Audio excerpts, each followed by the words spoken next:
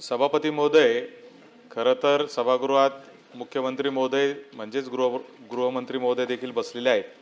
हा प्रश्न वारंवार प्रत्येक अधिवेशनात खालच्या वरच्या दोन्ही सभागृहात येत असतो की सायबर गुन्ह्यांच्या माध्यमातून लोकांची जी फसवणूक होती आहे आणि त्याचे वेगवेगळे मोडेस ऑपरेंडी आहेत, वेगवेगळ्या पद्धतीने त्याची फसवणूक होताना पाहतो आहे।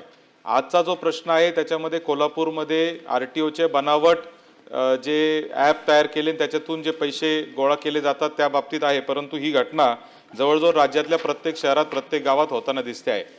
तर माझी सरकारला अशी विनंती आहे की या सायबरच्या बाबतीमध्ये आता उत्तरात त्यांनी दिलं आहे की 2025 मध्ये 40 गुन्हे 17 आरोपी पकडले आणि 113 गुन्हे आणि 36 आरोपी पकडले। तर माननीय मुख्यमंत्री महोदय, माझी विनंती याच्यामध्ये अशी आहे की सायबरच्या बाबतीमध्ये आज गृह विभागाची अशी परिस्थिती निर्माण झालेली आहे का कोणत्याही गुन्ह्याचा तपास सायबर शिवाय होऊ शकत नाही, अशी परिस्थिती खरं तर निर्माण झालेली आहे। मिसिंग कोणी जर मुलगा असेल मुलगी असेल, जर त्यांनी मोबाईल नेला नसेल तर त्यांच्या लोकेशन नसेल तर ते तपास लागत नाही। आज वडगाव पानची जी घटना झालेली ॲसिड फेकल्याची संगमनेर तालुक्यातली, त्यामध्ये आरोपी गेले 10 दिवस झाले सापडत नाही, कारण तिथं सीसीटीव्ही कॅमेरा नाही आणि त्याचं मोबाईलचं लोकेशन सापडत नाही, कारण मोबाईल त्याच्याकडे नाही आहे। म्हणून माझी विनंती सीएम साहेब आपल्याला अशी आहे की या सायबरच्या बाबतीमध्ये जनप्रबोधन होणं हे सगळ्यात महत्त्वाची गोष्ट आहे।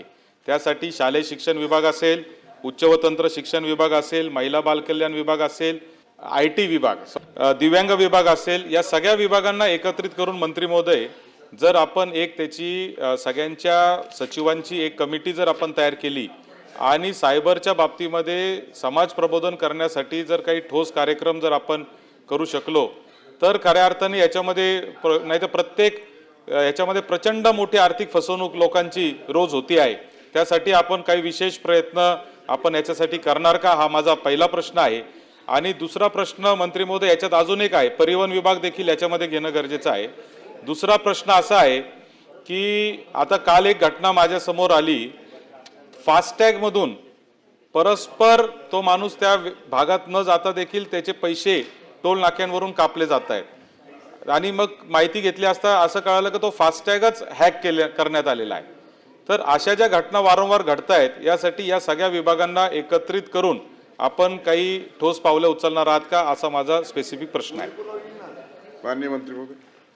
सभापती महोदय, सन्माननीय सदस्य सत्यजितजी तांबे यांनी उपस्थित केलेल्या प्रश्नाच्या अनुषंगाने ह्या ठिकाणी माहिती देतो की कोल्हापूर जिल्ह्यात प्रादेशिक परिवहन विभागाच्या अधिकृत संकेतस्थळासारखी हुबेहूब बनावट संकेतस्थळ, मोबाईल ॲप्स आणि ई-लिंक पाठवून वाहनधारकांची फसवणूक केल्यासंदर्भात कुठला गुन्हा नाही, परंतु आत्ताच नुकतंच कोल्हापूर परिवहन विभागाने बनावट ॲपद्वारे फसवणूक झाल्याची नोंद कुठली नाही, परंतु जयसिंगपूर तालुका शिराळा जिल्हा कोल्हापूर येथे विना चाचणी लायसन देण्याचं आश्वासन देऊन त्या ठिकाणी बेकायदेशीर शिबिर आयोजित करण्यात आलं होतं।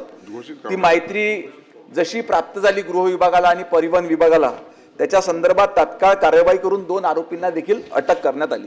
एकंदरीतच आपला जो प्रश्न आहे तो सर्वात राज्यभरामध्ये जे सायबर फ्रॉड चालू आहे त्या संदर्भात कुठली ठोस उपाययोजना राज्य शासन त्यामध्ये करेल, तर राज्यभरात सायबर गुन्ह्यांवर नियंत्रण ठेवण्यासाठी महापे नवी मुंबई येथे सायबर सुरक्षा प्रकल्पाचं हेडक्वार्टर आपण त्या ठिकाणी तयार केलेलं आहे।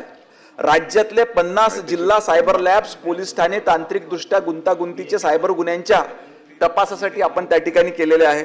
आपण काही दिलंय की याचं प्रबोधन आणि माहिती जास्तीत जास्त लोकांपर्यंत गेली पाहिजे, याच्याकरता सर्व प्रकारचे सायबर गुन्हे रोखण्यासाठी आपण www.cybercrime.gov.in ही वेबसाईट आणि सायबर हेल्पलाईन 1930 बाबत सर्वसामान्य जनतेला Maharashtra cyber social media, Twitter, Instagram, Facebook, YouTube अकाउंट्सद्वारे जनजागृती त्या ठिकाणी करत असतो।